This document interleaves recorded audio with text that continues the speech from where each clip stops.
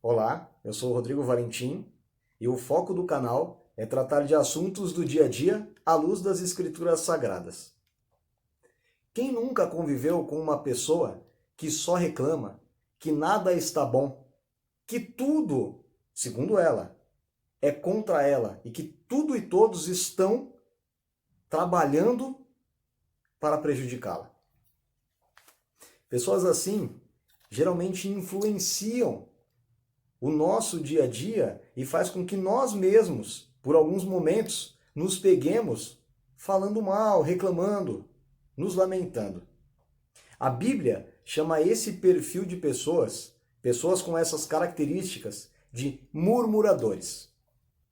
Um exemplo claro na Bíblia, que fala sobre pessoas que murmuravam muito, mas ao invés de serem gratas, só reclamavam, está lá no livro de Êxodo, quando o povo de Israel, o povo até então escolhido de Deus para um propósito, saiu da terra do Egito, saiu de debaixo da sombra de Faraó para habitar em liberdade na terra prometida, terra de Canaã, terra que, segundo Deus, através de sua promessa, mana leite e mel. Mas essas pessoas que viviam uma vida de escravidão, uma vida miserável, e viveram 430 anos dessa forma no Egito, ao sair, sendo guiadas por Moisés, ao invés de agradecer a Deus, de exaltá-lo e adorá-lo, murmuravam. A primeira murmuração deles foi sobre o calor intenso do deserto. Eles reclamavam, até que Deus, ouvindo as suas preces, fez com que uma nuvem pairasse sobre todo o povo e através daquela sombra eles sentissem menos calor. Mas à noite, o frio no deserto era intenso e novamente o povo reclamava. Deus então fez com que surgisse uma coluna de fogo para que os aquecesse à noite e eles parassem de reclamar. Aí veio então a fome entre eles. E adivinhem, eles reclamaram. Deus então fez descer do céu o maná, para que eles comessem e se alimentassem, e suprissem a sua fome. Não satisfeitos com o maná, eles reclamaram. E Deus então fez com que descessem codornizes do céu. Eles comessem frango dos dias de hoje, para que se alimentassem, comessem uma proteína e tivessem uma comida variada. Eles tiveram sede e reclamaram. Deus então ordenou a Moisés que com seu cajado tocasse na rocha e a rocha desse água para que eles bebessem e não tivessem sede. O povo só reclamava. Deus os tirou de uma condição de escravos e os colocou em uma condição de livres, de libertos, mas nada para eles estava bom. Alguns exemplos de ingratidão, de murmuração e de reclamação estão inseridos aqui na Bíblia e eu gostaria de citá-los com vocês. E após citar esses exemplos, quero convidá-los a analisar e refletir sobre como devemos ser e agir para combater esse sentimento e essa prática de reclamação, de murmuração demasiada. O primeiro exemplo está no livro de Judas, irmão de Cristo, irmão de Tiago. O capítulo é de número 1, o verso é 16 a 18, e está escrito assim: Estes murmuradores, queixosos da sua sorte, andando segundo as suas concupiscências, e cuja boca diz coisas muito arrogantes, admirando as pessoas por causa do interesse. Mas vós, esse é o oposto. Esse mas aqui mostra uma outra categoria de pessoas. Mas vós, amados, lembrai-vos das palavras que vos foram preditas pelos apóstolos de nosso Senhor Jesus Cristo, os quais vos diziam que no último tempo haveriam escarnecedores que andariam segundo as suas ímpias concupiscências. Esses homens murmuradores são considerados pessoas ímpias que se deleitam em suas próprias concupiscências. Um outro exemplo está em Tiago, o capítulo de número 5, versículo 9. Diz assim: Irmãos, não vos queixeis uns contra os outros, para que não sejais condenados. Eis que o juízo está à porta. Aqui, Tiago fala que a murmuração, a reclamação, a queixa contra o próximo traz condenação. E diz ainda que o juízo está próximo.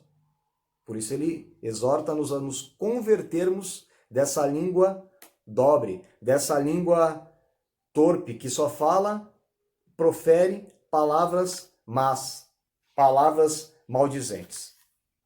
O outro exemplo está em 1 Pedro, o capítulo inicial é de número 2, verso de 1 a 3. E diz assim: Deixando, pois, toda malícia e todo engano, e fingimentos, e invejas, e todas as murmurações, desejai afetuosamente, como meninos novamente nascidos, o leite racional, não falsificado, para que, por ele, vades crescendo, se é que já provastes que o Senhor é benigno. Aqui o apóstolo Pedro deixa muito claro que aqueles que provaram que o Senhor é benigno, provaram da benevolência de Deus e benignidade, não podem murmurar. Ao contrário, precisam ser gratos, agradecidos. Um último texto sobre murmuração que quero citar está em Filipenses 2,14. E o apóstolo Paulo diz que nós não devemos ser murmuradores. Fazei todas as coisas sem murmurações nem contendas. Então, o que eu quero dizer aqui para vocês é que nós devemos, ao contrário, ao invés de reclamar, analisar tudo que nós temos e agradecer.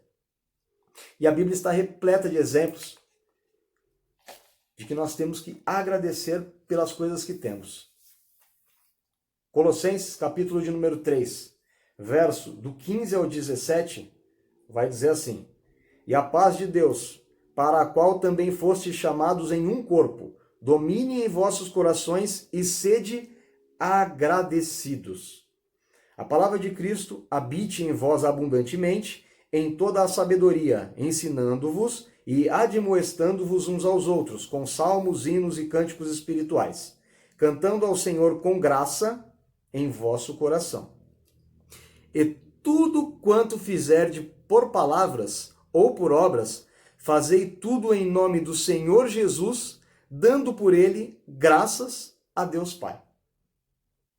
Em 1 Tessalonicenses 5,18 está escrito: Em tudo dai graças, porque esta é a vontade de Deus em Cristo Jesus para convosco.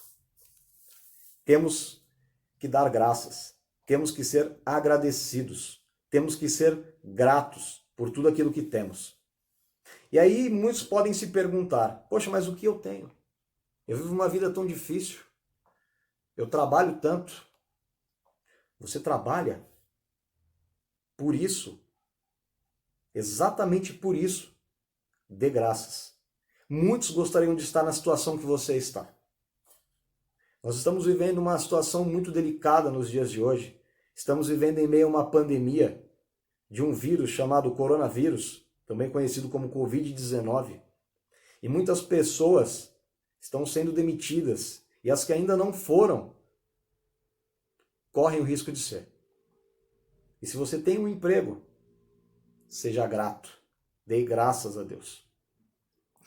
Se você acorda todos os dias de manhã, seja grato. Muitos estão debaixo dos túmulos, enterrados, e não tem mais essa oportunidade. Se você tem uma família, seja grato por ela.